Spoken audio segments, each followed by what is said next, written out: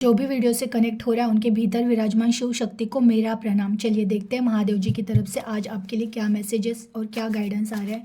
Please guide कीजिए महादेव जी। जो भी मेरे व्यूवर्स कनेक्ट हुए हैं उनके लिए क्या मैसेजेस है, प्लीज़ गाइड कीजिए। जीवन से लड़ना छोड़ो, जीवन के साथ बहना सीखो।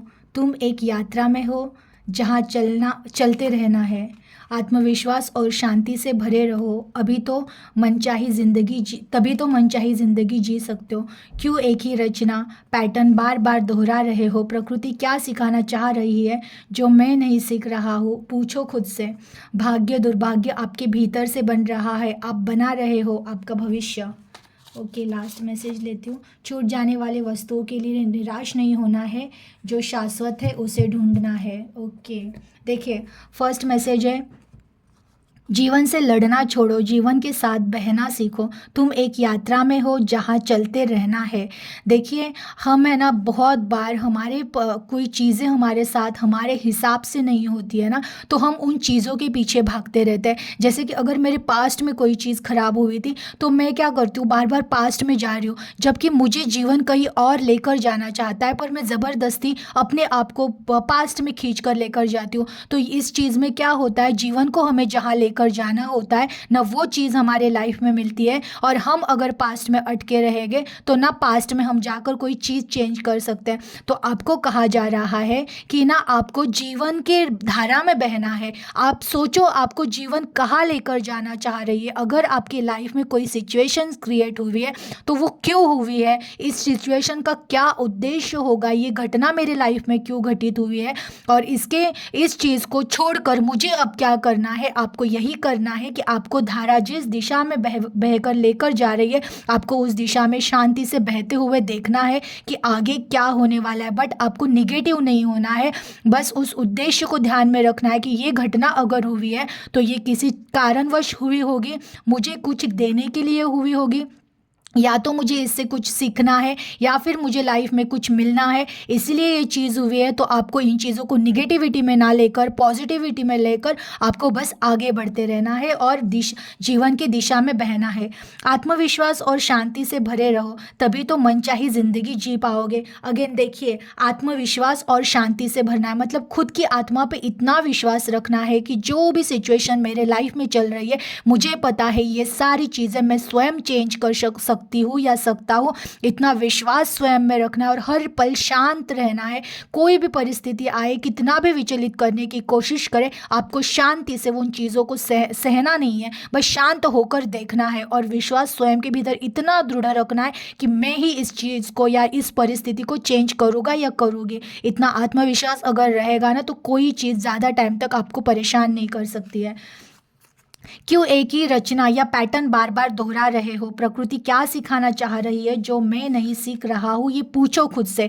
देखिए दोनों मैसेज लगभग सेम है कि है ना, कोई चीज़ जब हमारे लाइफ में बार बार हो रही है, कि एक ही गलती आपसे अगर बार बार हो रही है, तो आपको ये सीखना है कि ये गलती बार बार मुझसे क्यों हो रही है, या फिर मुझे एक ही पैटर्न में दुख क्यों मिल रहा है। किसी रिश्ते पे आप विश्वास रखते हो, वो रिश्ता टूट जाता है, अगेन आप किसी रिश्ते पर विश्वास रख रहे हो और टूट जा रहा है। तो ये अगर बार बार रिपीट हो रहा है, या फिर पैसों की चीज़ है, कोई आप बिजनेस कर रहे हो बट वो लॉस हो रहा है, अगेन आपने कोई नया बिजनेस किया, अगेन लॉस हो रहा है, तो ये एक ही टाइप का पैटर्न अगर बार बार दोहरा रहा है आपके लाइफ में, तो ज़रूर और ज़रूर आपको कुछ सिखाना चाह रहा है। क्योंकि जीवन में कोई भी घटना ऐसे ही नहीं घट रही होती है, कोई भी चीज़ घटने का एक उद्देश्य होता है। ये पैटर्न अगर बार बार रिपीट हो रहा है, एक ही चीज़ अगर बार बार रिपीट हो रही है आपके लाइफ में, तो वो ज़रूर आपको कुछ सिखाना चाहती है। तो आपको उस चीज़ के बारे में बहुत डीपली, बोलते हैं ना, ध्यान करो, मेडिटेशन करो और पूछो अपनी आत्मा से कि ये क्यों चीज़ें बार बार वही रिपीट हो रही है, और मैं इस साइकिल को कैसे तोड़ूं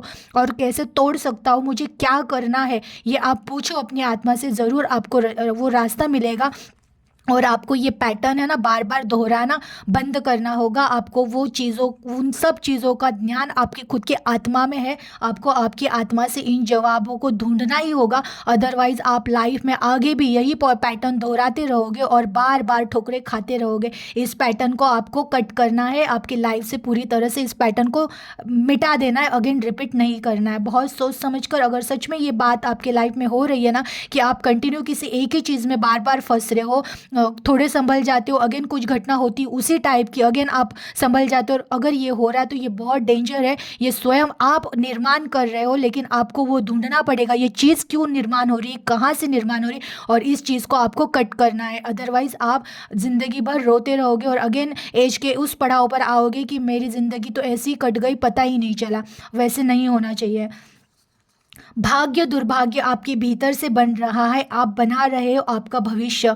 देखिए, ये भाग्य और दुर्भाग्य, ये जो भी चीज़ें आप कहते हो कि जन्म से कुछ चीज़ें आई है जो हमारा भाग्य होता है, लेकिन फ्यूचर का जो भी भाग्य है ना, ये आप चेंज कर सकते हो बस अपने थॉट से।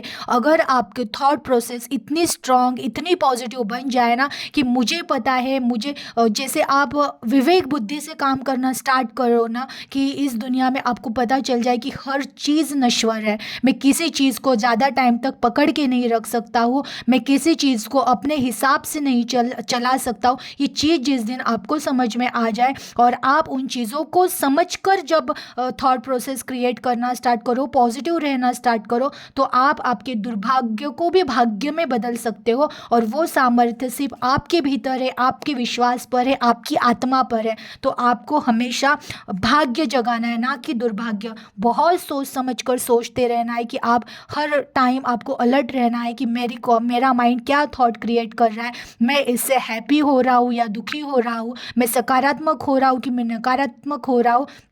बहुत सोच समझकर आपको आपका भाग्य बनाना है, क्योंकि आप हर पल विचारों से अपना भाग्य बना रहे हो। छूट जाने वाली वस्तुओं के लिए निराश नहीं होना है, जो शाश्वत है उसे ढूंढना है। देखिए, अगेन ये जो भी है छूट जाने वाली चीज़ है।